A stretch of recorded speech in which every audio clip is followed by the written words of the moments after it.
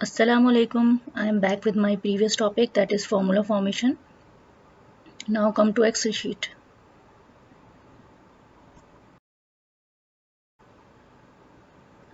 आज जो फॉर्मूलाज हम डिस्कस करेंगे उसमें time, current date, date and time, sum with multiply, sum with add, यानी कि सम का फंक्शन होगा जिसमें मल्टीप्लाई, एडिशन, सम इफ यानी आपको ऐड करना हो विद कंडीशन, काउंट जो है वो आपके पास यूज़ होता है जब आपको सेल के अंदर मौजूद वैल्यूज़ जो हैं उनको बताना होता है कि कितने सेल्स पे काम हुआ है, ठीक है। काउंट है, और ये भी हम बताएंगे काउंट है और काउंट में क्या डिफरेंस है। काउंट इफ यानी कंडीशन के साथ काउंट करना, फिर एवरेज आ जाता है आपके पास। एवरेज में आपके पास क्या हो रहा है कि आपका की वैल्यूज़ की जो मिड वैल्यू होती है वो एवरेज आपको वो बता देता है। फिर एवरेज ए, एवरेज एफ और एवरेज इफ्स में क्या डिफरेंस है। इफ स्टेटमेंट क्या होती है, percentage and minimum maximum values. तो ये आज हम डिस्कस करेंगे। तो हम स्टार्ट करते हैं टाइम से। हमें जब करंट टाइम चाहिए होता है तो हम एक कौन सी कमांड इस्तेमाल करते हैं, is equals to now function, open and close bracket press कर दिया। आपने किसी और सेल पे क्लिक करें तो यहाँ पे जनरल लिखा हुआ आ रहा है, लेकिन जैसे हम टाइम के सेल पे क्लिक करते हैं तो यहाँ पे नंबर ग्रुप के अंदर ये चीज़ चेंज हो रही है और ये शो कर रहा है कि ये टाइम पे सिलेक्टेड है, तो इसलिए यहाँ पे टाइम शो कर रहा है, ठीक है।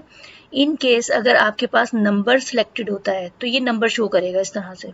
तो आपने इस बात का ख्याल रखना है कि अगर आपने टाइम मेंशन करना है तो आप नंबर ग्रुप में जाके टाइम को ही सिलेक्ट कीजिएगा तो वो टाइम शो करेगा, अदरवाइज आपको लगेगा कि आपने गलत फॉर्मूला ऐड कर दिया।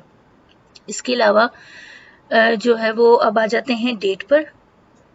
अब आपको डेट लिखनी है तो डेट के लिए आपके पास जो फंक्शन है is equals to today, open close bracket, enter. इस वक्त इसने आपको बता दिया करंट डेट जो आपके पास आपकी डिवाइस के अंदर मौजूद होगी। जो इस सेल पे क्लिक किया तो आप देख सकते हैं कि नंबर ग्रुप के अंदर इस लिस्ट में ये आपको डेट सिलेक्टेड बता रहा है, सही है। अगर इन केस आपको ये फॉर्मेट पसंद नहीं आता डेट का, आप चाहते हैं कि कोई डिफरेंट फॉर्मेट से शो करें, तो आप इसी लिस्ट के अंदर मोर नंबर फॉर्मेट पे क्लिक कीजिए और फिर उसके बाद यहाँ पे ये देख रहे हैं आप ये पैटर्न, ये डेट सिलेक्टेड है, आप डेट पे इसके पैटर्न को चेंज कर सकते हैं। ये देख लें, अगर मुझे चाहिए इस तरह, मैं चाह रही हूँ कि मेरे पास ना मंथ लिखा हुआ है तो ओके कर दें, 8 अगस्त 2022। इस तरीके से टाइम का फॉर्मेट है, आप टाइम के पे सिलेक्ट कीजिए और मोर पे जाइए। ये देखिए वो आपको टाइम का फॉर्मेट भी दे रहा है, ठीक है। तो इस तरीके से आप इसमें चेंजेस कर सकते हैं। अब आ जाइए आप डे के पास। तो डे जो है वो आपके पास क्या करता है, डे का मकसद ये होता है कि ये जो आपकी गिवन डेट है ना, इसमें डे क्या है यानी 8, तो इज इक्वल्स टू डे। अब आपको यहाँ पे नंबर, सीरियल नंबर देना है। ये देखिए ये शो कर रहा है, आपको सीरियल नंबर देना है। तो सीरियल नंबर आप कहाँ से देंगे, डेट का यहाँ से देंगे और इसके बाद एंटर कर देंगे। तो उसने आपको बता दिया कि ये 8 है। अब अभी तो मैंने आपको टाइम और करंट डेट जो है वो फॉर्मूले के जरिए बताई है। अब इसकी मैं शॉर्ट की बताती हूँ आपको। जस्ट क्लिक ऑन सेल, ठीक है, control hold shift and then colon, control hold shift and colon. अगर करंट डेट आपने शॉर्ट की से करनी है प्रेस तो कंट्रोल सेमीकोलन, ठीक है। तो ये शॉर्ट कीज हैं इसकी। अच्छा, इसके बाद आ जाते हैं हम यहाँ पे इन्वेंट्री लिस्ट में। तो यहाँ पे ये मैंने एक छोटी सी इन्वेंट्री लिस्ट बनाई हुई है। एक मंथ फैब की है और एक जनवरी की है। तो हम इस लिस्ट को देखते हैं, ये कंप्लीट लिस्ट है अभी इस वक्त, तो हम इसे देख लेते हैं और थोड़ा सा जूम इन कर लेते हैं। तो सबसे पहले जो हमारे पास एक चीज़ आती है वो ये है कि हमारे पास लिस्ट में है क्या। हमारे पास लिस्ट में इस वक्त मौजूद है सीरियल नंबर, ठीक है, प्रोडक्ट कोड है हमारे पास, और यहाँ पे मौजूद है प्रोडक्ट, यहाँ पे इसकी क्वांटिटी है, और यहाँ पर इस वक्त मौजूद है यूनिट प्राइस। तो हमें इसका अमाउंट निकालना है। क्वांटिटी और यूनिट प्राइस के थ्रू अमाउंट निकालना होता है। हम मल्टीप्लिकेशन का फंक्शन परफॉर्म करते हैं, तो हम यहाँ पे करेंगे इज इक्वल्स टू लगाएंगे, देन सम का फंक्शन फॉर अरिथमेटिक फंक्शंस के लिए सम ओपन ब्रैकेट। अब यहाँ पे नीचे देख रहे हैं आप, यहाँ पे डिस्क्रिप्शन में क्या दे रहा है, ये इसकी सम नंबर 1 नंबर 2। तो सम करना है आपने, लेकिन आपको पता है कि आपको तो मल्टीप्लाई करना है, तो सिंपली आप फर्स्ट सेल दे दें, कर्सर ब्लिंक करेगा इसी सेल में, आपने कहीं क्लिक नहीं करना, come to this cell and then click once, उसका ऑपरेटर उसको दें asterisk, then click on next cell, यानी जिससे आपको उससे मल्टीप्लाई करवाना है, और क्लिक एंटर। तो यहाँ पे इसने अमाउंट दे दिया। अब आप ये देखिएगा कि एक्सेल क्या करता है, एक्सेल फॉर्मूलाज को बहुत अच्छे तरीके से कॉपी करता है। क्लिक कीजिए सेल के ऊपर, देन क्लिक ऑन दिस, ठीक है, एंड ड्रैग डाउन। आप देखेंगे कि यहाँ पे उसने सब की वैल्यूज को दे दिया, क्योंकि एक्सेल क्या करता है कि फॉर्मूलाज को ऑटोमेटिकली अपने नीड के मुताबिक सेल्स को चेंज कर लेता है। यहाँ पे जैसे जब हम थे तो 13 आपके पास जो है वो रॉ थी, इसने ऑटोमेटिकली रॉ रीड करना शुरू कर दी, 14 15 16 17 18, ठीक है। तो ये इसका एक ऑटोमेटिक फंक्शन होता है जिससे ये रॉस को रीड कर लेता है, और फॉर्मूला हम सिंपली कॉपी कर लेते हैं सब में। तो सब में ही मल्टीप्लिकेशन का आपको पता है, ये सारा मल्टीप्लाई हो गया है अमाउंट। अब मुझे इस पूरे अमाउंट को सम करना है, क्योंकि ये तो पर प्रोडक्ट अमाउंट था, लेकिन अगर मैं टोटल परचेज अगर जानना चाहती हूँ कि भाई इस मंथ में मेरी टोटल परचेज कितनी है, तो मैं यहाँ पे सम का फॉर्मूला, सिंपल फॉर्मूला सम का, sum function, then open bracket, give the range number 1 number 2, ये मैंने इसे रेंज दे दी, और इस रेंज में कौन सा ऑपरेटर इस वक्त यूज हो रहा है, कॉलन, देन एंटर। इसने अमाउंट बता दिया टोटल कि इतने की आपके पास परचेज हुई है इस मंथ। अब हम आ जाते हैं अपने सम इफ के फॉर्मूले की तरफ। तो सम इफ का फॉर्मूला मैंने आपको बताया था कि हमें वैल्यूज को ऐड करना है, ठीक है, लेकिन उसकी कंडीशन क्या है, किसी कंडीशन पे करना है, यानी कोई पर्टिकुलर आपने चीज बतानी है, उसे कोई क्राइटेरिया देना है, और तो उसके लिए हम सम इफ का फॉर्मूला यूज करते हैं। तो क्योंकि मेरे पास जो लिस्ट है उसमें अभी इस वक्त मैंने आपको जो है वो सिर्फ एक दफ़ा अपने प्रोडक्ट को शो किया हुआ है, लेकिन इन केस बाज़ दफ़ा जब इन्वेंट्री लिस्ट आप बनाते हैं तो उसमें नंबर ऑफ जो है वो प्रोडक्ट रिपीट भी हो रहे होते हैं बाज़ सम टाइम, तो मैं ऐसी एक प्रोडक्ट जो है वो रिपीट कर देती हूँ। और डी की इस वक्त हमारे पास क्वांटिटी 110 ऊपर मैंने शो की है, मैं यहाँ कर देती हूँ, यहाँ पे मैं लिख देती हूँ 300 मेरे पास क्वांटिटी है, और मेरे पास यूनिट प्राइस तो सेम ही होगी जो कि 200 रुपीज़ है। तो अब मैं चाहती हूँ कि जितनी दफ़ा ये प्रोडक्ट रिपीट हुआ है ना, उस अमाउंट को प्लस करके ये मुझे शो करवा दे, ठीक है। तो मैंने यहाँ पे लिखा हुआ है प्रोडक्ट,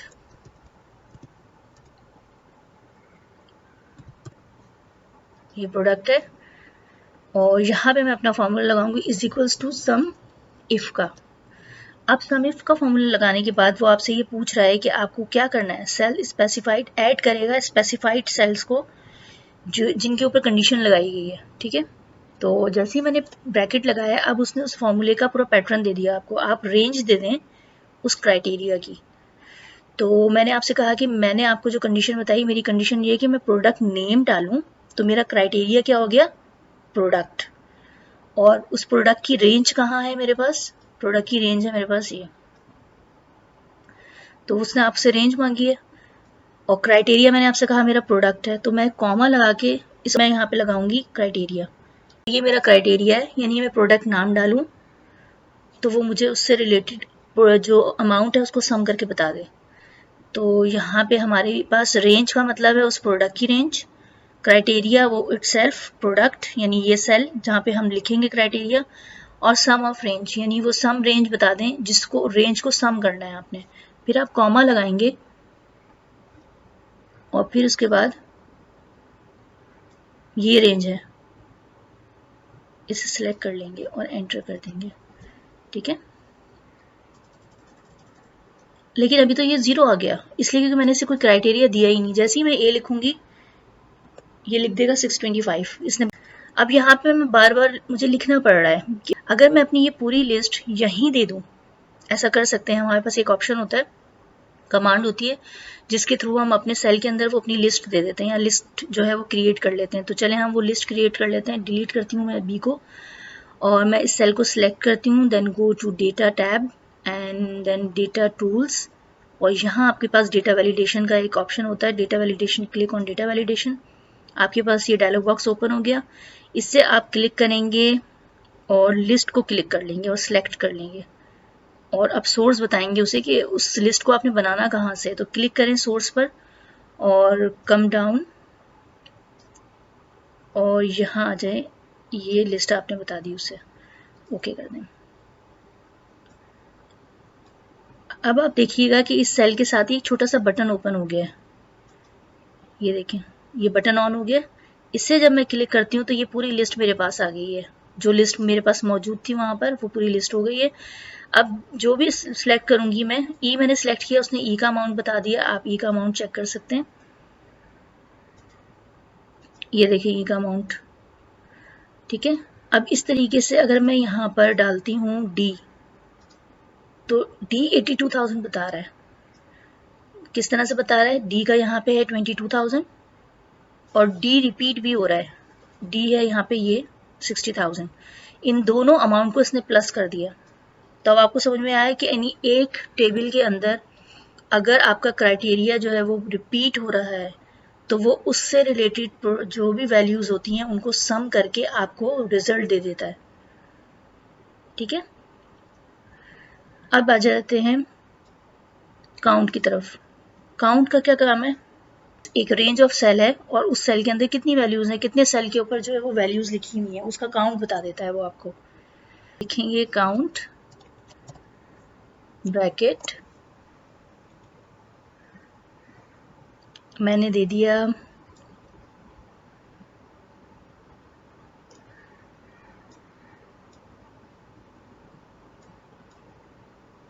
एंटर, इसने बता दिया 10।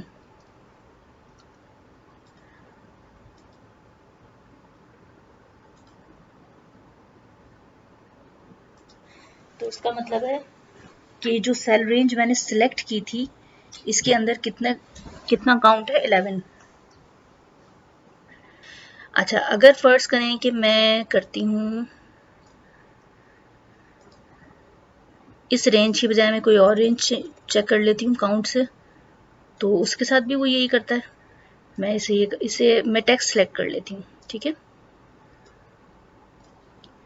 जो है वो देखा आपने कि यहाँ पे जैसे ही मैंने ये फॉर्मूला लगाया और मैंने रेंज दी है टेक्स्ट सेल की, तो इसने टेक्स्ट को रीड नहीं किया। तो इसका मतलब है कि जो काउंट का फंक्शन होता है वो सिर्फ सेल के अंदर लिखी हुई नंबर वैल्यूज को रीड करता है, टेक्स्ट को रीड नहीं करता। अब अगर हमें टेक्स्ट को रीड करवाना होता है तो फिर हम कौन सा फंक्शन लगाएंगे, तो तब हम यूज करेंगे काउंट ए का फंक्शन। इस सेल की रेंज को मैं ठीक कर देती हूँ, फिर हम लगाते हैं काउंट ए का फंक्शन लगाते हैं। फिर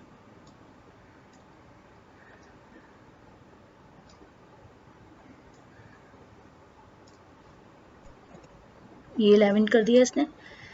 अब ऐसे तमाम सेल्स जिनमें टेक्स्ट भी लिखा हुआ है मुझे वो रीड करवाने हैं।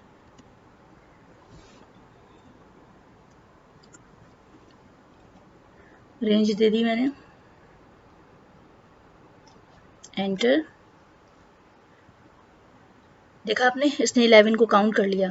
अच्छा, अब अगर मुझे ऐसा टेबल जो है वो सिलेक्ट करना है जिसमें टेक्स्ट भी है और मेरे पास नंबर्स भी हैं, तो तब भी आपके पास काउंट ए का फॉर्मूला ही काम करेगा, सही है। जैसे मैंने ये कर लिया 22, ठीक है, इसने नंबर्स को भी रीड किया और टेक्स्ट को भी रीड किया। अब अगर फर्ज करें कि मैं जो हूं क्या करती हूं कि मैं यहां पर इसे सिलेक्ट करती हूं। अब यहाँ पे देखें कि यहाँ पे 11 थे, हमें पता है, यहाँ पे 10 है और ये एक एम्प्टी सेल है। आपने देखा उस एम्प्टी सेल को इसने सिलेक्ट नहीं किया या काउंट नहीं किया। तो अब आपके पास रिजल्ट क्या आता है कि काउंट का फंक्शन सिर्फ और सिर्फ सेल्स के अंदर मौजूद नंबर्स को काउंट करता है। काउंट ए का फंक्शन टेक्स्ट सेल के अंदर मौजूद टेक्स्ट और नंबर्स दोनों को काउंट करता है, लेकिन एम्प्टी सेल्स को काउंट नहीं करता। ठीक है, अब आ जाते हैं हम काउंट इफ पर, यानी हमें काउंट करना हो नंबर्स या टेक्स्ट को और उस किसी कंडीशन के ऊपर, तो तब हम क्या करते हैं, काउंट इफ का फॉर्मूला लगाते हैं। तो काउंट इफ का फॉर्मूला लगाने से पहले हम जो है वो लिस्ट, बल्कि लिस्ट हम बाद में बनाते हैं, पहले हम लगाते हैं यहाँ पे criteria is equals to count if bracket. अब उसने आपको ये जो फॉर्मूला, ये देखें, ये जो डिस्क्रिप्शन है, उसने कहा कि रेंज दे दें आप अपनी कंडीशन की। ठीक है, वो रेंज किसकी मांग रहा है, आपकी कंडीशन की। यानी आप कंडीशन क्या लगाना चाहते हैं, मैं चाहती हूँ कि भाई जो मेरे प्रोडक्ट है ना, मैं जो प्रोडक्ट डालूं उसका वो मुझे काउंट बता दे। ठीक है, तो जो प्रोडक्ट आप डालेंगे वो उसी का काउंट आपको बताएगा। तो यहाँ पे मैं पहले प्रोडक्ट ले लेती हूँ, मैंने लिया रेंज प्रोडक्ट की। ठीक है, फिर मैंने कॉमा लगाया और फिर मैंने अपना क्राइटेरिया दिया, यानी जो मैं अपनी कंडीशन यहाँ लिखूंगी वो एंटर कर दिया आपने। ए ऑलरेडी हमारे पास लिखा हुआ था, इसलिए उसने बता दिया कि ए जो है वो 1 टाइम आया हुआ है। यहाँ पे भी हम क्या करते हैं, यहाँ लिख लेते हैं प्रोडक्ट और यहाँ पे हम लिस्ट बना लेते हैं अपनी एक। Go to data, data tools, data validation, dialog box, click on list, then okay.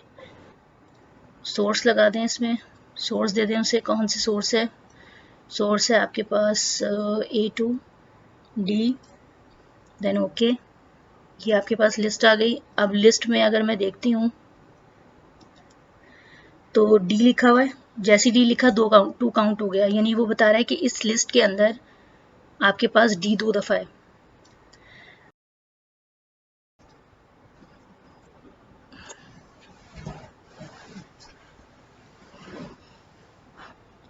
अब आप इसको गिवन रेंज दे दें,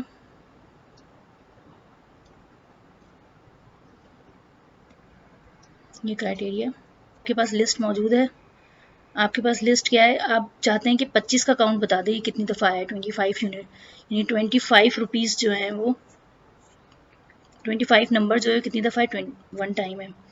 आप चेक करें 100 कितनी दफ़ा है, 2 टाइम्स है। आप चेक कर सकते हैं 400 1 टाइम्स है। इस तरीके से 200 2 टाइम्स है। तो अब आपको समझ में आया काउंट इफ का फॉर्मूला जो है वो किस तरीके से लगाया जा सकता है, जहाँ पे काउंट करना हो लेकिन कंडीशन के साथ। लेकिन इसकी खुद क्या कंडीशन है, वो कंडीशन ये है कि आपने जो रेंज आप देंगे, जो क्राइटेरिया आपको चाहिए उसी की रेंज आपने देनी है। ठीक है,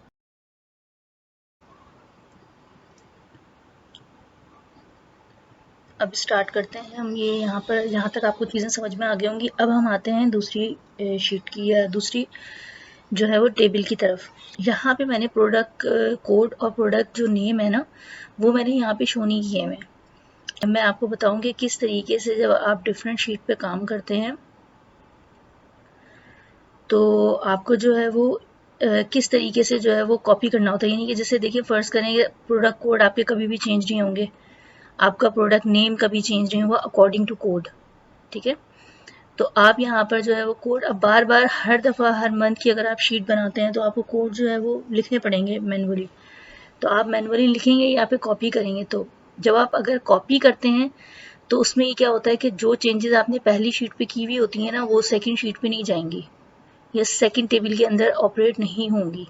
मैं आपको इसकी एग्जांपल बताती हूँ। जैसे मैंने कहा कि भाई मैं इसे, आप चाहते हैं कि कॉपी करें इस पूरी रेंज को,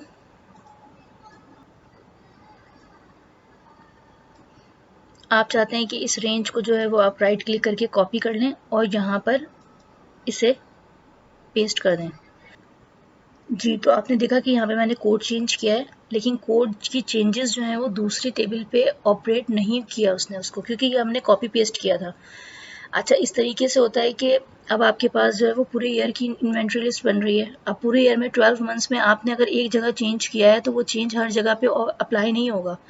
तो इसके लिए हम क्या करते हैं, इसके लिए हम फॉर्मूला कॉपी करते हैं, ठीक है। तो हम यहाँ पे इस तरीके से कॉपी नहीं करेंगे जिस तरह से हमने कॉपी का फंक्शन परफॉर्म किया। हम इसे, मैं डिलीट करती हूँ,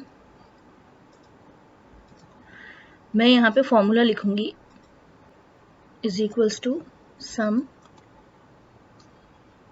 ब्रैकेट लगाया, आपने कौन सा सेल कॉपी करना है ये वाला, इस पर क्लिक किया और एंटर कर दिया।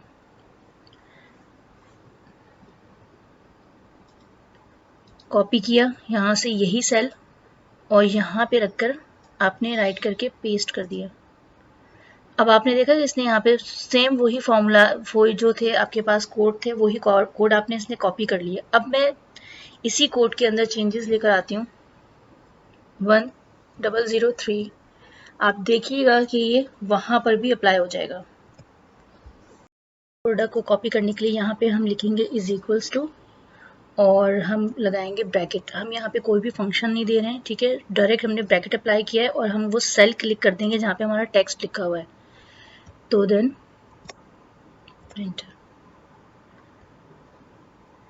Right click, copy and then right click,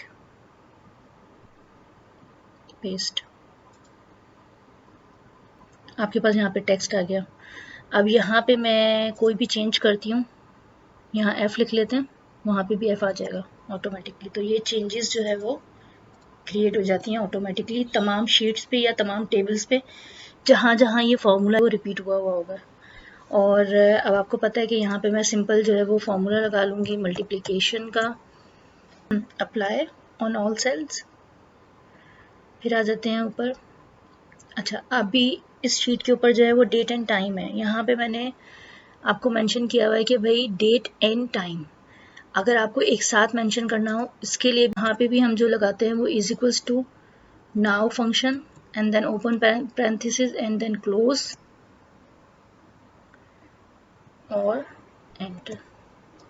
तो आपने देखा कि यहाँ पे इन्होंने जो है वो डेट एंड टाइम दोनों मेंशन कर दिया। आपने देख लिया होगा कि टाइम से की भी वही मैंने फॉर्मूला लिखा है और डेट एंड टाइम का भी वही फॉर्मूला लिखा है। लेकिन मैजिक नहीं है कि आपने दोनों फॉर्मूले लगाए लेकिन दोनों की चीज़ें डिफरेंट हैं। वो डिफरेंट इस वजह से हैं कि यहाँ पे टाइम सेलेक्ट था और यहाँ पर जो है वो कस्टम सेलेक्ट था।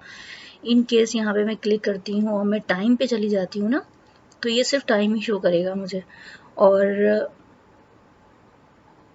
अगर मैं चाह रही हूँ कि मैं वापस जाऊँ और मैं इसको दोबारा कस्टम पे कर दूँ, तो कस्टम पे क्लिक करेंगे और यहाँ पे जाके आपके पास, क्योंकि आपको डेट एंड टाइम का फॉर्मेट चाहिए कस्टम पे, तो आप देख लें date month year, date month year, date month month year, यहाँ पे आपको मेंशन कर रहा है।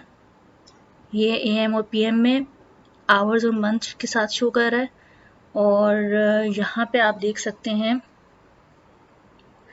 मुझे जो वो चाहिए आवर्स, मंथ, सेकंड और AM PM टाइम भी चाहिए और डेट भी चाहिए।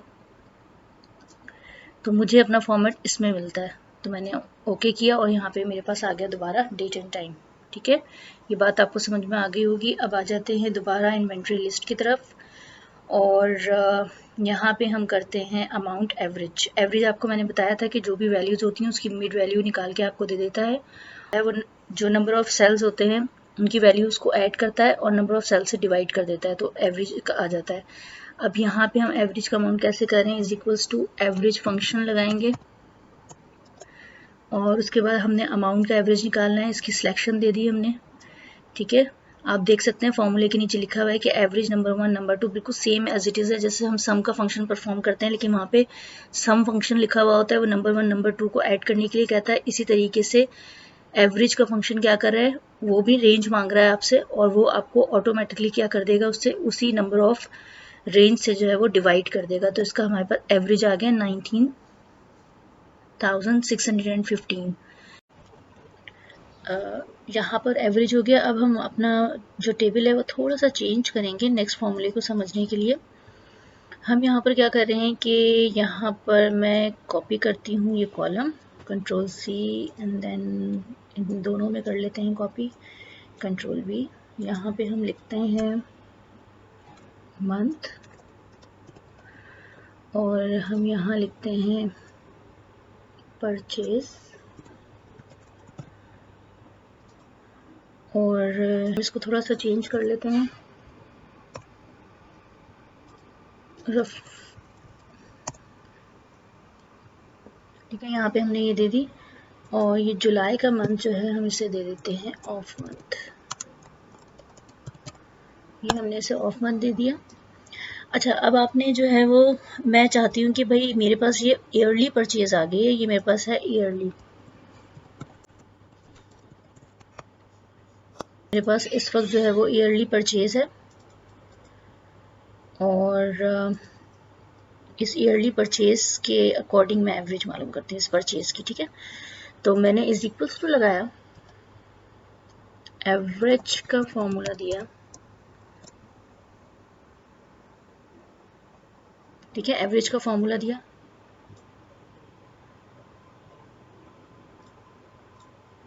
रेंज दी, वापस आइए, एवरेज कह रहा है नंबर 1 नंबर 2, एंटर किया, ये इसने आपको इसका एवरेज दे दिया इसने आपको। लेकिन क्या ये एवरेज जो है वो सही होगा? क्योंकि इस सेल के अंदर तो टेक्स्ट भी आया हुआ है, तो इसका मतलब है इसने इस टेक्स्ट के सेल को भी तो काउंट किया होगा ना, और फिर एवरेज निकाला होगा। ये एवरेज हमारे पास आ चुका है। अब हम इस एवरेज की वैल्यू को कंफर्म करेंगे कि ये एवरेज हमारा सही निकला है या नहीं निकला। ठीक है, तो हम जो है वो जाते हैं कैलकुलेटर पे, हम कैलकुलेटर ओपन करते हैं, और कैलकुलेटर में हम मैन्युअली इसको कैलकुलेट करते हैं। तो हम जाते हैं पहले अपनी रेंज की तरफ, यहाँ पे हम अपनी रेंज का सम निकाल लेते हैं। इस रेंज का सम जो है वो सिलेक्शन देन एंटर, ये हमारा सम आया है। ठीक है, अब हम अपना कैलकुलेटर लेकर आते हैं, और कैलकुलेटर में हम टाइप कर लेते हैं 12200 3 and 2।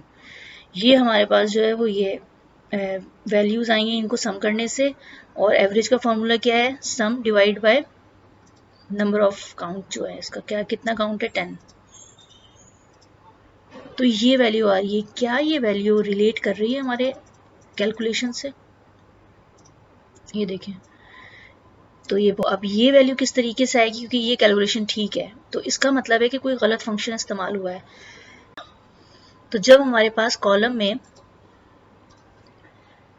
टेक्स्ट और वैल्यूज दोनों होंगी, तो हम एवरेज निकालने के लिए एवरेज का फंक्शन इस्तेमाल नहीं करेंगे, बल्कि हम इस्तेमाल करेंगे एवरेज ए का फंक्शन। और आ दिया ब्रैकेट, और ब्रैकेट के बाद हमने इसकी रेंज दे दी। अब जब उसने इसको रीड किया है, तो ऑफ मंथ वाला जो सेल है इसने इसको काउंट करेगा वो, देन एंटर। अब आप देख सकते हैं, अपना कैलकुलेटर ऑन करें, जो वैल्यूज थी वो देखें सेम एज इट इज है। तो अब आपको ये डिफरेंस समझ में आ रहा होगा। तो इसका मतलब है कि हमें यूज करना है एवरेज ए का, control X then control V. Okay, और हम चले जाते हैं इस पर। तो अब हम देखते हैं, अब मेरे पास जो है वो यहाँ पे टेबल है, यहाँ जो कि नंबर ऑफ प्रोडक्ट्स जो हैं वो डेट वाइज एंट्री बनी हुई है इसकी। यानी 1 जनवरी को ये प्रोडक्ट परचेज किया गया, फिर सेकंड को ये किया गया, थर्ड, फोर्थ, फिफ्थ, इस तरह से ये प्रोडक्ट डिफरेंट जो है वो सेल परचेज किए गए। एक पर्टिकुलर प्रोडक्ट है, और उस प्रोडक्ट की मुझे जो है वो एवरेज वैल्यू निकालनी है उसकी परचेज की। तो ये मेरे पास यहाँ पे मुझे कंडीशन लगानी पड़ेगी एवरेज के ऊपर। तो अब मैं यहाँ पे यूज करूंगी एवरेज इफ का फंक्शन। तो यहाँ पे हम डालेंगे, लिखेंगे is equals to average if, क्योंकि मुझे अपना क्राइटेरिया देना है, इसको कंडीशन बतानी है इसे। मेरी कंडीशन क्या है? मेरा प्रोडक्ट, यानी मेरा क्राइटेरिया क्या है? मेरा प्रोडक्ट। तो वो रेंज ऑफ प्रोडक्ट मांग रहा है आपकी, यानी रेंज ऑफ क्राइटेरिया। तो रेंज ऑफ प्रोडक्ट, ये मेरे पास रेंज ऑफ प्रोडक्ट आ गई।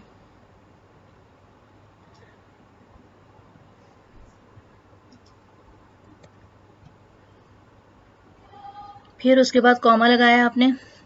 अब आपके पास जो है वो आपसे क्या मांग रहा है? अब वो कह रहा है क्राइटेरिया बता दें। तो क्राइटेरिया मैंने इस सेल में लिखना है, मैंने इस सेल का एड्रेस दे दिया इसे, कॉमा लगा दिया। अब वो आपसे क्या मांग रहा है? Average range. आपने एवरेज रेंज निकालनी कहाँ से है? कौन से प्रोडक्ट की एवरेज रेंज निकालनी है, यानी कौन से कॉलम की निकालनी है? मैंने अमाउंट की निकालनी है एवरेज रेंज। तो हमारे पास अमाउंट का यहाँ पे इस तरह से आ गया। ठीक है, ये सेल मैंने सिलेक्ट कर लिया। अभी मैंने यहाँ पे फॉर्मूला नहीं डाला हुआ, मैं अभी आपको डाल के भी दिखा देते हैं। अभी इस वक्त वो दे रहा है मेरे पास एरर, इसलिए क्योंकि यहाँ अमाउंट मौजूद नहीं है। तो मैं यहाँ पे is equals to sum, then first and shift static, enter, और ये मैंने ड्रैग डाउन कर लिया। तो यहाँ तक इसने मुझे वैल्यूज दे दी। अभी भी एरर दे रहा है, अब देख लेते हैं इस एरर में क्या मसला आ रहा है। अच्छा जी, ये कह रहा है कि भाई प्रोडक्ट रेंज ये है, अमाउंट रेंज ये है। ठीक है, तो फिर भी एरर आ रहा है इसमें। प्रोडक्ट में डालती हूँ ए, अभी एरर सही हो गया। ठीक है, अच्छा अब वही सेम हम लिस्ट इसमें ऐड कर लेते हैं। तो हम जाते हैं डेटा पर,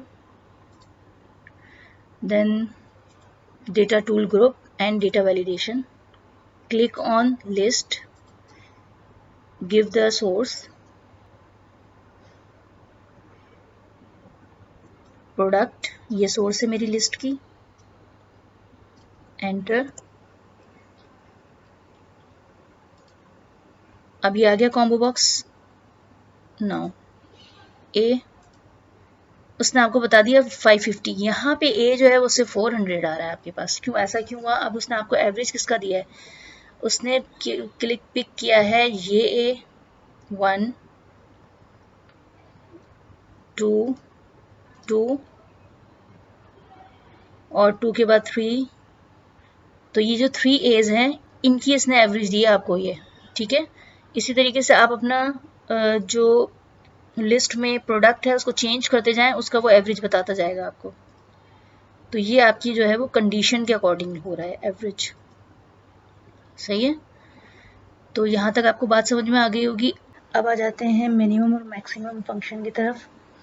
मिनिमम फंक्शन जो है वो आपका गिवन रेंज में से मिनिमम वैल्यू को फाइंड आउट करता है, और मैक्सिमम फंक्शन जो है वो आपका मैक्सिमम नंबर को या यूनिट को फाइंड आउट करता है। बहुत सिंपल सा इसका फॉर्मूला है, is equals to minimum function, then bracket, और यूनिट प्राइस की रेंज ले लेती हूँ मैं, देख लें आप इसमें, और एंटर कर दिया। तो इसने बता दिया कि सबसे मिनिमम वैल्यू जो है इस वक्त इसकी 20 है।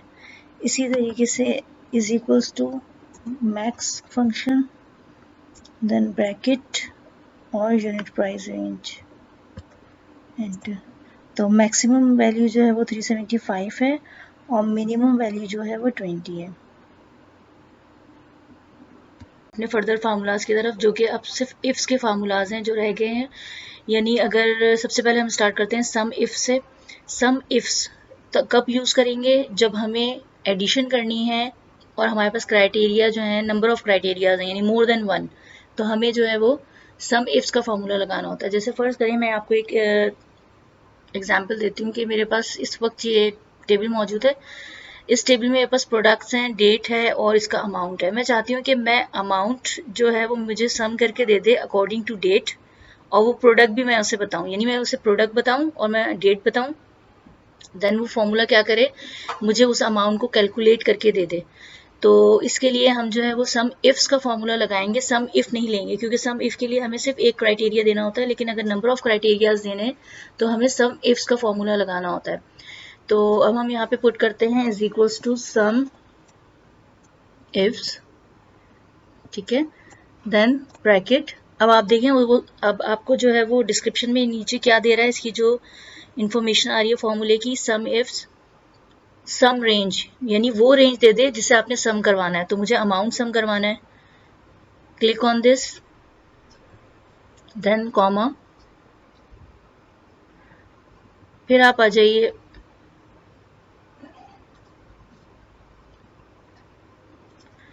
फिर आपके पास आ जाता है क्राइटेरिया रेंज 1, यानी आपकी जो कौन सा है, फर्स्ट क्राइटेरिया क्या है हमारा था प्रोडक्ट, तो उसकी रेंज मांग रहा है ये।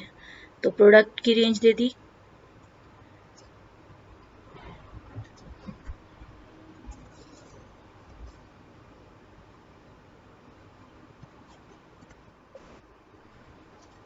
सम रेंज दे दी हमने इसे, क्राइटेरिया रेंज दे दी, देन कॉमा, और उसके बाद आ जाते हैं, अब ये क्या कह रहा है हमें, क्राइटेरिया, यानी वो क्राइटेरिया बता दें तो मैं इस सेल में उस क्राइटेरिया को लिखूंगी, देन कॉमा अगेन। अब क्राइटेरिया 2 की रेंज देनी है मुझे, अब जो है वो मुझे क्राइटेरिया 2 की रेंज देनी है। तो मेरे पास सेकंड क्राइटेरिया था कि मैं डेट जो है उसमें मेंशन करूंगी, तो now click on range of second criteria, that is date, then comma and give the criteria 2। तो ये सेल जो होगा जो कि U8 है, इसे मैं मैनुअली लिख लेती हूँ U8, ठीक है, और देन एंटर। तो अब अभी इस वक्त ये क्या कर रहा है कि 0 वैल्यू दे रहा है, क्योंकि इसमें मैंने क्राइटेरिया 1 और क्राइटेरिया 2 नहीं दिया हुआ है। मैं यहाँ क्लिक करूंगी, इस वक्त देख रहे हैं आप कॉम्बो बॉक्स आ गया है। तो ये मैंने पहले से लिस्ट बना के रख ली थी, इसमें क्राइटेरिया 1 मैंने प्रोडक्ट दिया था, तो आप ये देख सकते हैं कि ये प्रोडक्ट की लिस्ट है। और इस वक्त यहाँ पे क्राइटेरिया 2 मैंने डेट्स दी थी, तो ये डेट की लिस्ट है, ये आप देख सकते हैं, ठीक है। तो अब आपने क्या करना है कि आपने यहाँ पर डालना है ए, आप लिखेंगे ए, और मैं डेट दे रही हूँ 30, यानी ए जो है उसको ये कैलकुलेट करेगा कि 30 की डेट में ए कितनी दफ़ा परचेज किया गया। आप यहाँ मंथ भी ले सकते थे, मंथ की क्राइटेरिया भी ले सकते हैं, ठीक है। ये देखें यहाँ पर 30 की डेट है, आपको मैं थोड़ा जूम इन करके और दिखा देती हूँ। ये देखें यहाँ पर है इस वक्त ये 30 की डेट है। तो 30 की डेट में ए जो है वो सिर्फ एक दफ़ा आया है और उसकी वैल्यू कितनी है 625। तो इसने आपको बता दिया कि कुल टोटल ये 625 अमाउंट जो अमाउंट है उसकी परचेज हुई है। अब मैं इसमें अगर 30 की ही डेट में मैं देखना चाहती हूँ कि जी कितनी दफ़ा आया है, तो 0 है, जी आया ही नहीं। अब इन केस एच, तो यहाँ पे 1600 है। तो इसी तरीके से वैल्यूज़ जो हैं वो चेंज होती रहेंगी। अब मैं यहाँ पे डेट चेंज करती हूँ और मैं चाह रही हूँ कि 1 में मुझे जो एफ वैल्यू है उसे बता दें। तो इसने काफ़ी बड़ा अमाउंट हमें शो किया है। तो अब हम इसको चेक करते हैं कि 1 जनवरी की डेट जो है वो हमारे पास यहाँ तक मेंशन है, ठीक है। यानी 3 टाइम जो ये एफ है, ये इसको प्लस करके वैल्यू जो दे रहा है हमारे पास वो ये अमाउंट आ रहा है। तो ये सही है अमाउंट हमारे पास। तो अब आपको ये समझ में आ गया होगा कि सम इफ्स की कंडीशन हम कहाँ पर यूज़ करते हैं।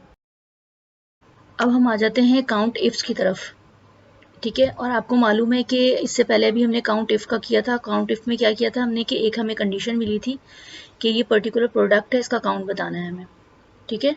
अब काउंट इफ्स में हम क्या कर रहे हैं कि प्रोडक्ट है हमारे पास, डेट भी है, उस पर्टिकुलर डेट के ऊपर उस प्रोडक्ट के कितने काउंट हैं हमें ये बताने हैं।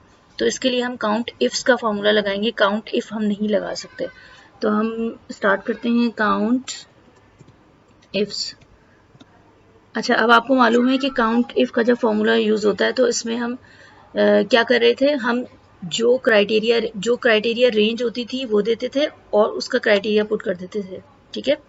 तो यहाँ पे भी हम देख लेते हैं, यहाँ पे देखें काउंट इफ्स के लिए भी यही कह रहा है सेम, कि आप अपना क्राइटेरिया रेंज 1 लें, यानी आपका क्राइटेरिया 1 हमारे पास क्या है, प्रोडक्ट हमारा। Click on product range, then put comma, then criteria, then comma and put the second criteria. Second criteria हमारे पास क्या है, हमारी डेट्स है, इस डेट्स पे क्लिक कर देते हैं रेंज पर, then comma and again second criteria. तो सिंपल सा फॉर्मूला है, एंटर कर दें। आपको उसने बता दिया कि 1 जनवरी को जो एफ प्रोडक्ट था उसके 3 काउंट हैं, यानी वो 3 दफ़ा जो है वो परचेज किया गया है एक दिन में, ठीक है। अब हम अपने यहाँ पे प्रोडक्ट चेंज करते जाएंगे, जी 1 टाइम, और हमारे पास जो है वो 30 में 0, जी परचेज ही नहीं किया गया। इसके अलावा 10 को इसका काउंट 1 है, और 10 को अगर मैं एच चेक करती हूँ तो इसका भी काउंट 1 है।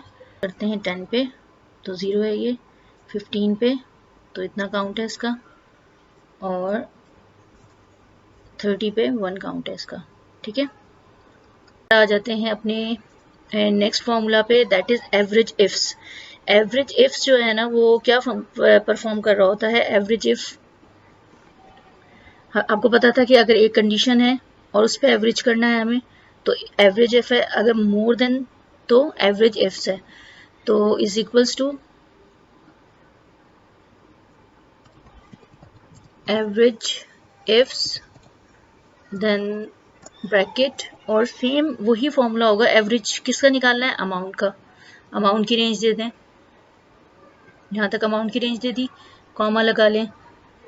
फिर आप उसको फर्स्ट क्राइटेरिया हमारे पास क्या है, प्रोडक्ट है, तो आपने प्रोडक्ट की रेंज दे दी, कॉमा लगा लिया।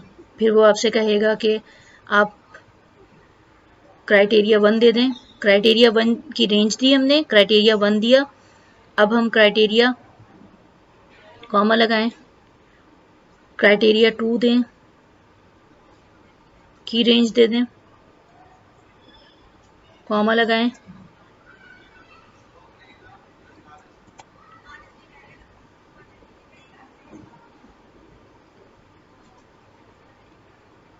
जी क्राइटेरिया 2 लगाएं। जी अब देख लें कि यहाँ पे इसने एवरेज दिया है किसका, एफ का एवरेज दिया है, यानी 1 जनवरी को एफ जो परचेज हुआ वो 3 टाइम्स था, और इस 3 टाइम्स के उसने एवरेज निकाल के आपको दे दी है, उसका मिड वैल्यू दे दी है। ठीक है, और आपको उम्मीद है कि ये सारे फार्मूलाज बहुत अच्छे तरीके से समझ में आए होंगे। आप इसकी प्रैक्टिस कीजिए, क्योंकि आपकी जो प्रैक्टिस होती है वो आपको परफेक्ट बनाती है। तो इसकी प्रैक्टिस करने से आपके जो है वो फॉर्मूले याद हो जाएंगे और इजीली आप इसे इस्तेमाल कर सकते हैं। ठीक है, अच्छा अब यहाँ पे आते हैं, तो यहाँ पर आपके पास जो है वो परसेंटेज है प्रोडक्ट की परचेज की। स्टार्ट करते हैं अपना परसेंटेज का फॉर्मूला।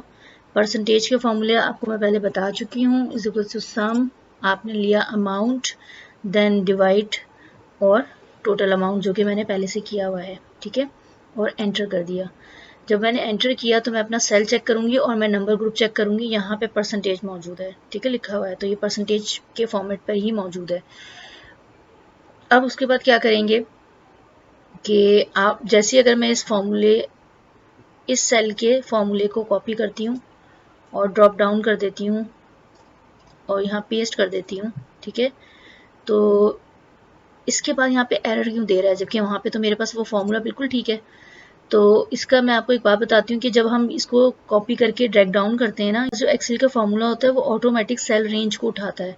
जैसे अगर मैं इस पर क्लिक करूँ तो इसने, क्लिक करें इस फॉर्मूले पे, इसने इस सेल को उठाया है। ठीक है, और इसके अलावा उसने अकॉर्डिंग टू ऑटोमेटिक फंक्शन उसने उससे नीचे वाले सेल को लिया है, रीड किया है। इसी तरह से अगर आप इसको देखें, आप एंटर कर दें और नेक्स्ट सेल को देखें, या हम 2-3 सेल्स हटा कर देख लेते हैं, ये देख लेते हैं अब, और इस पे रखते हैं, तो इस वक्त तो उसने बिल्कुल सही रेंज ली है, इससे अपने सामने वाली रॉ की तो उसने सही ली है, लेकिन कॉलम पे वो और नीचे चला गया है ना। तो इसका मतलब है कि यहाँ पे ये, इस चीज़ को हमें फिक्स करना है, यानी इस सेल को मुझे फिक्स करना है। तो इस सेल को फिक्स करने के लिए हमारे पास एक जो है वो फॉर्मूला, एक सिंबल होता है। तो अब हम क्या करते हैं, पहले तो हम इन सबको हटा देते हैं। ठीक है, इनको डिलीट कर देते हैं। जी हमने इसको डिलीट कर दिया। अब हम क्या करेंगे कि हम अपने उसी फॉर्मूला पे जाएंगे जहाँ से हमने, जिस सेल से हमने फॉर्मूला कॉपी किया था।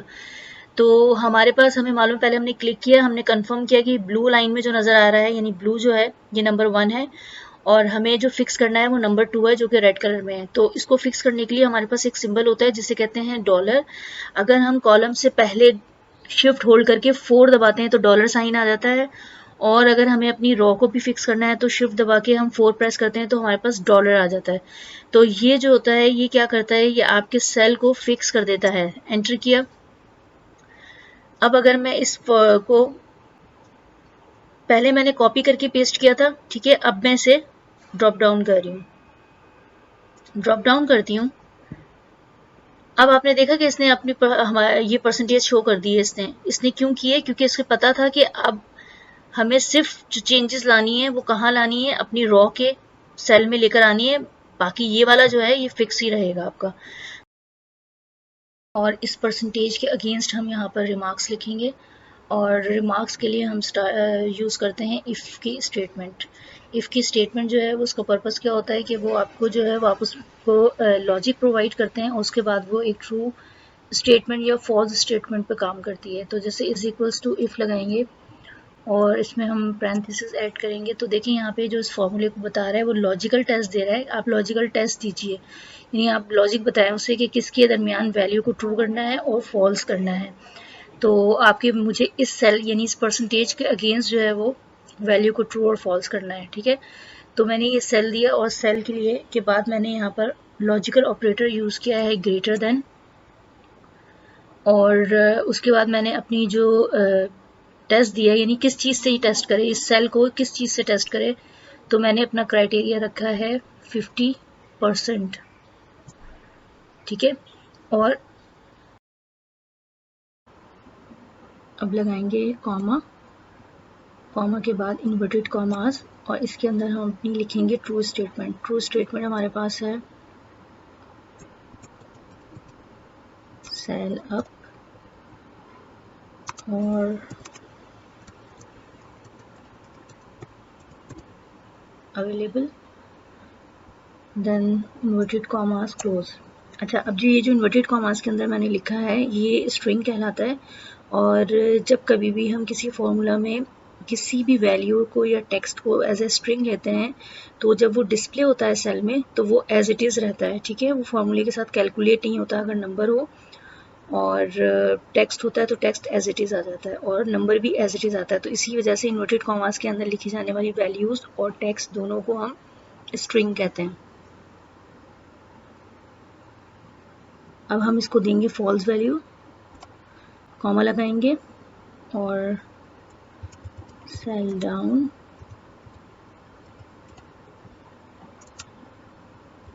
और शॉर्टेज, इसमें भी इन्वर्टेड कॉमास लगाएंगे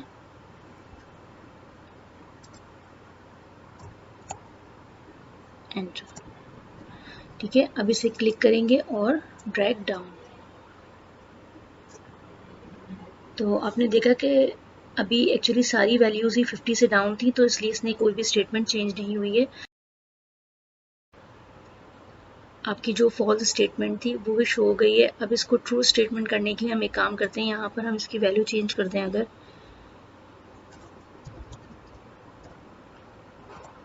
ये देखें तो अब आपने देखा कि यहाँ पर सेल अप और अवेलेबल आ गया।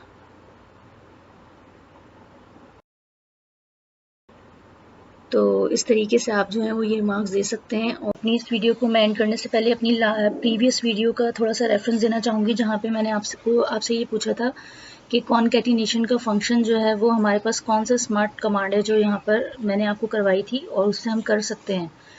तो फंक्शन का नाम है फ्लैश फिल। हमने फ्लैश फिल के थ्रू कॉनकैटिनेट का फंक्शन परफॉर्म करवाया था। इसके अलावा मैंने आपसे कहा था कि यहाँ पर जो ये ब्यूटीफुल पाकिस्तान आ रहा है तो इस ब्यूटीफुल पाकिस्तान के दरमियान में स्पेस मौजूद नहीं है। तो ये स्पेस कैसे लेकर आते हैं, यहाँ पे मैं एक कॉलम के अंदर लिख रही हूँ ब्यूटीफुल और सेकंड कॉलम में मेरे पास आएगा Pakistan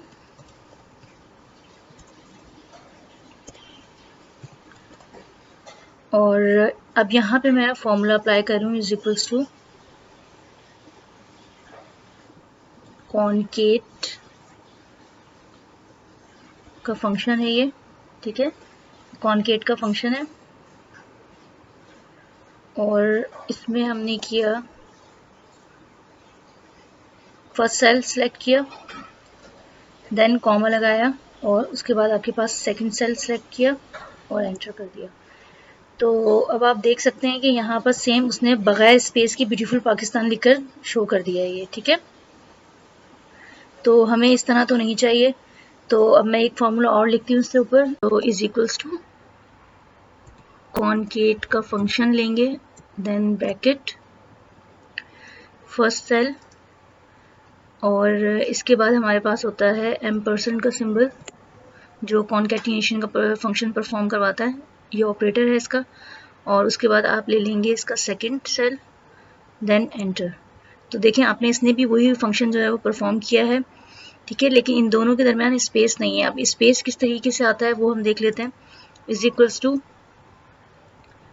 concat bracket first cell ampersand, then आप लगाएंगे इन्वर्टेड कॉमास और स्पेस देंगे, अगेन इन्वर्टेड कॉमास एम्परसेंड और सेकंड सेल, देन एंटर।